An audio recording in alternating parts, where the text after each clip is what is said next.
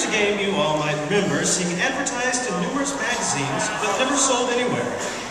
Well, anywhere lacking Japanese or even European imports anyway.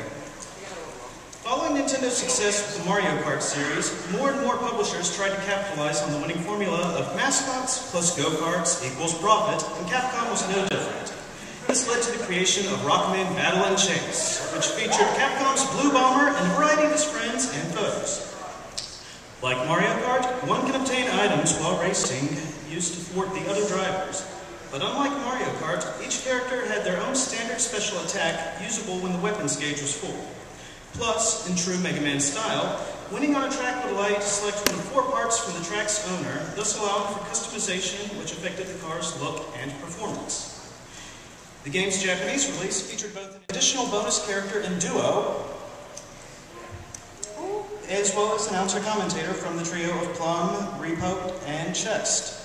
Both of these features were missing in the European version, however, which was the version eventually released in 2006's Mega Man X collection for the GameCube and PlayStation 2. As for the reason it was never released in North America, word is that Sony Computer Entertainment America felt there was something of a glut of mascot-themed racing games, like Chocobo Racing, I believe, and denied Capcom their approval in the 11th hour, hence the advertisements. On the bright side, Mega Man X4 was in the same batch of games Sony refused, but at least they apparently let that one through upon resubmission.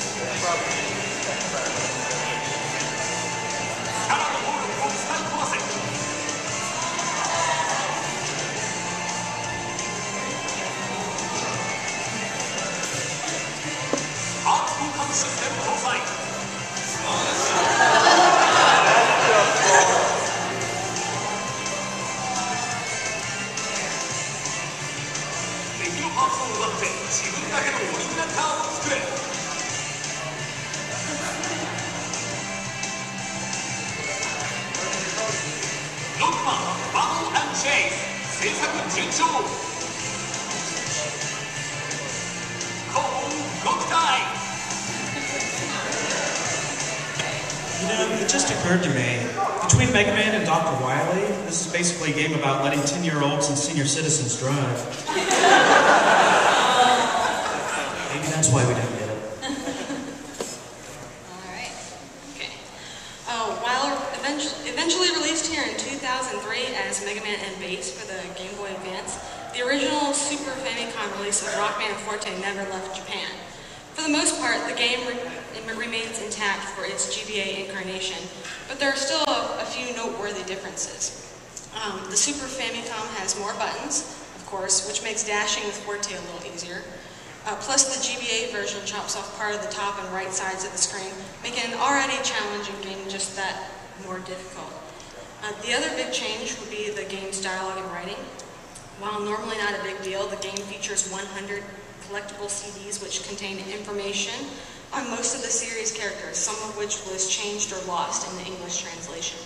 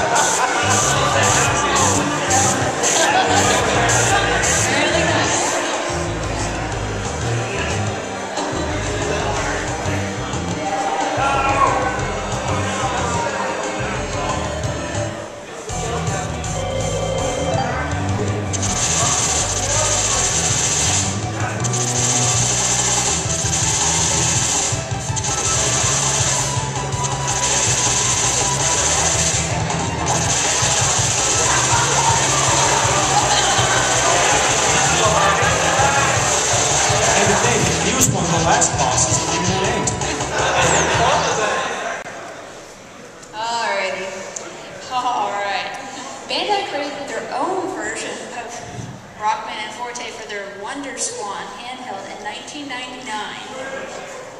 Like its namesake, players could choose from either titular characters, but that is where the similarities ended.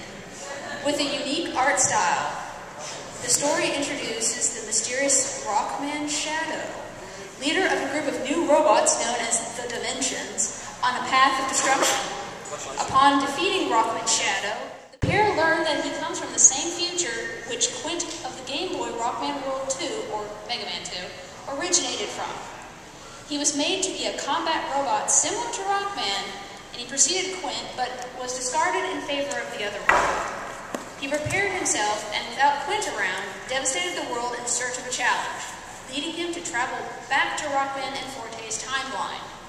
As one might imagine, this being a Japan-only game made by Bandai for a Japan-only handheld, also ran, people tend to speculate on whether this game, its story, and its characters should even be considered part of the Capcom canon.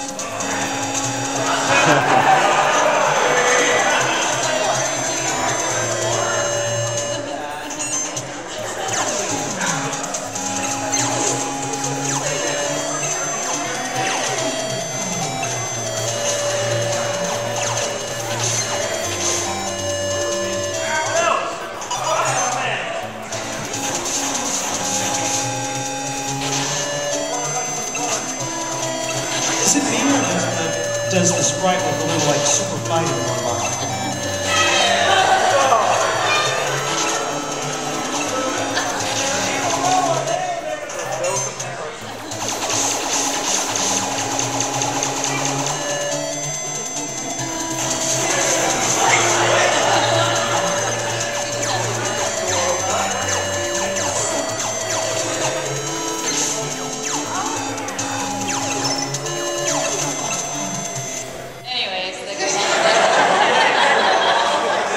So angry that you didn't get to play that, aren't you?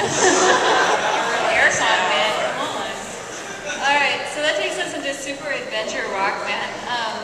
Remember what? Oh yeah, so yeah, Tara, go on ahead. Awesome. Yeah, so you want to do it. Yay, I get to do this one. Alright, Super Adventure Rockman. Remember the days when it seemed as though Mega Man had done everything but the most obvious thing in the world? What about anime? Yeah! Well, at the time, Japan had such a thing, albeit in game form. Super Adventure Rockman was a game based largely on the anime cutscenes spread across 3 discs or episodes. It was not purely passive as most anime is, however.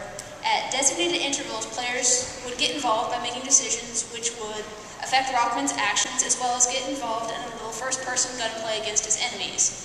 In other words, it's very similar to